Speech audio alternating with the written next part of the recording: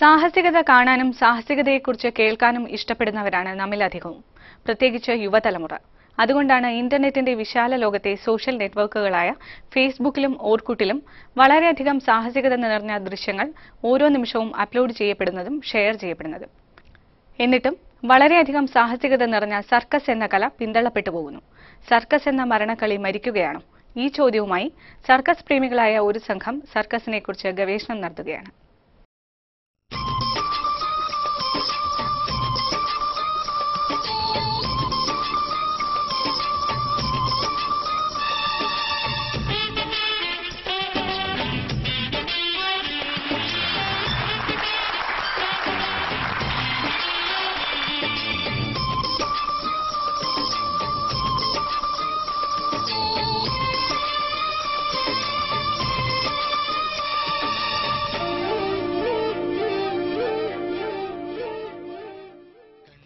Mannuthy veterinary കോളേജിലെ research അസോസിയേറ്റായ marshal C രാധാകൃഷ്ണന്റെ നേതൃത്വത്തിലാണ് ഞാണിന്മേൽ കളിയായ സർക്കസിനെ കുറിച്ച് ഗവേഷണം നടത്തുന്നത്. ഒരു കാലത്ത് ജനകീയ കലയായിരുന്ന സർക്കസിന് സംഭവിച്ച പിന്തള്ളപ്പെടലിന്റെ കാരണമാണ് അവർ ജനങ്ങൾക്കിടയിൽ നിന്ന് ശേഖരിക്കുന്നത്. ഇന്ത്യയിലെ പ്രമുഖ സർക്കസ് കമ്പനികളായ Grand, Jumbo, Gemini, Bombay, Raymond തുടങ്ങിയ സർക്കസ് കമ്പനികളുടെ സഹായത്തോടെയായിരുന്നു സർക്കസിനെ കുറിച്ചുള്ള പഠനം. സർക്കസ് ഉടമകൾ, മാനേജർമാർ, സർക്കസ് കലാകാരന്മാർ, മറ്റ് തൊഴിലാളികൾ എന്നിവരിൽ നിന്നെല്ലാം സംഘം വിവരങ്ങൾ ശേഖരിച്ചു. 150-ലധികം വർഷത്തെ പഴക്കമുള്ള ഇന്ത്യൻ സർക്കസ് ഒരു കാലത്ത് കുടുംബങ്ങളുടെയും സുഹൃത്ത് സംഘങ്ങളുടെയും മുഖ്യ വിനോദമായിരുന്നു.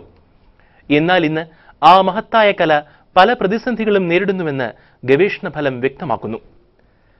സർക്കസ് കലാകാരന്മാർ പണ്ട് ലഭിച്ചിരുന്ന പ്രോത്സാഹനത്തിന്റെയും കരഘോഷങ്ങളുടെയും നിറം മങ്ങിയ സ്മരണകളിലാണിന്ന് ജീവിക്കുന്നത്.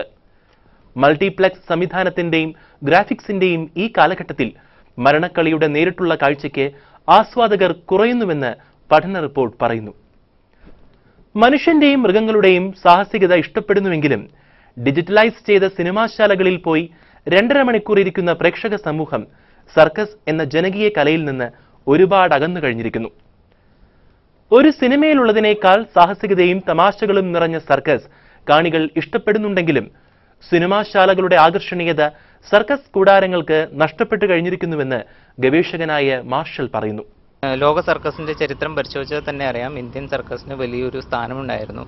വളരെയധികം ജനങ്ങളെ ആകർഷിച്ചിരുന്ന ഒരു കലയായിരുന്നു സർക്കസ്. പക്ഷേ ഈ പഠനം നടത്താൻ നമ്മളെ പ്രേരിപ്പിച്ചത് ഇന്ത്യൻ സർക്കസിന്റെ ഇന്നത്തെ അവസ്ഥ എന്ത്, പൊതുജനത്തിന്റെ കാഴ്ചപ്പാട്, സർക്കസിനെ കുറിച്ച് പൊതുജനത്തിന്റെ കാഴ്ചപ്പാട്, സർക്കസ് കലാകാരന്മാരുടെ ജീവിതങ്ങൾ, അതുപോലെ തന്നെ അവർ നേരിടുന്ന പ്രശ്നങ്ങൾ, സർക്കസ് കലയുടെ ഉന്നമനവും സർക്കസ് കലാകാരന്മാരുടെ ക്ഷേമവുമാണ് ഈ പഠനം കൊണ്ട് നമ്മൾ ഉദ്ദേശിക്കുന്നത്. സർക്കസ് കലയുടെ ഇന്നത്തെ പൊതുജന കാഴ്ചപ്പാട്, പൊതുജനം എങ്ങനെ കാണുന്നു. അപ്പോൾ എന്താണെന്ന് വെച്ച് കഴിഞ്ഞാൽ നമ്മുടെ പഠനത്തിൽ നിന്ന് തിരിച്ചറിയാൻ സാധിച്ചത് എന്താണെന്ന് വെച്ച് കഴിഞ്ഞാൽ സർക്കസ് കല, അതായത് മൾട്ടിപ്ലക്സ് തിയേറ്ററുകൾ, അതുപോലെ തന്നെ ദൃശ്യമാധ്യമങ്ങളിലൂടെയുള്ള വിനോദ മാധ്യമങ്ങളെല്ലാം വന്നതിന് ശേഷം സർക്കസ് ആസ്വാദകരുടെ എണ്ണത്തിൽ ഗണ്യമായ കുറവ് വന്നിട്ടുണ്ടെന്ന് നമുക്ക് കണ്ടെത്താൻ കഴിഞ്ഞു. സർക്കസിനെ കുറിച്ചുള്ള ചോദ്യാവലിയുമായി 1500-ലധികം പേരെയാണ് സംഘം സന്ദർശിച്ചത്.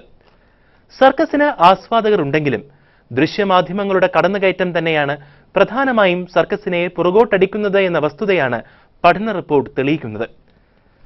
മൃഗങ്ങളെ ഉപയോഗിച്ചുള്ള ചില പ്രകടനങ്ങൾ, സർക്കസ് ഭാഷയിൽ പറഞ്ഞാൽ ചില നമ്പറുകൾ നിരോധിച്ചത് സർക്കസിനെ പ്രതികൂലമായി ബാധിച്ചെന്നും പഠനം പറയുന്നു.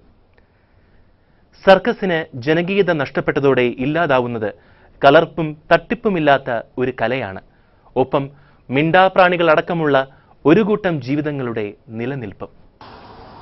നമ്മൾ 1500-ൽ പരം പൊതുജനങ്ങളിൽ നിന്ന്, അതായത് സർക്കസ് ആസ്വാദകരെ നിന്നും അവരുടെ സർക്കസിനെ കുറിച്ചുള്ള അഭിപ്രായങ്ങൾ വിലയിരുത്തിയാണ് നമ്മളൊരു റിപ്പോർട്ടുകൾ തയ്യാറാക്കുന്നത്. ഇത് മുഖ്യമായും സർക്കസിന്റെ ഉന്നമനത്തിനായി ഒരു പ്രത്യേക രീതിയിലുള്ള പഠന റിപ്പോർട്ടുകൾ ഗവൺമെന്റ് തലത്തിലെ, അതായത് ഗവൺമെന്റിന്റെ ശ്രദ്ധയിലേക്ക് കൊണ്ടുവരിക, സർക്കസിനെ, ഇന്ത്യൻ സർക്കസിന്റെ പ്രോത്സാഹിപ്പിച്ച് ഈ മരിച്ചുകൊണ്ടിരിക്കുന്ന കലയെ പഴയ പ്രശസ്തിയിലേക്ക് കൊണ്ടുവരിക എന്ന ഒറ്റ ലക്ഷ്യമാണ് ഈ പഠനം കൊണ്ട് നമ്മൾ ഉദ്ദേശിക്കുന്നത്.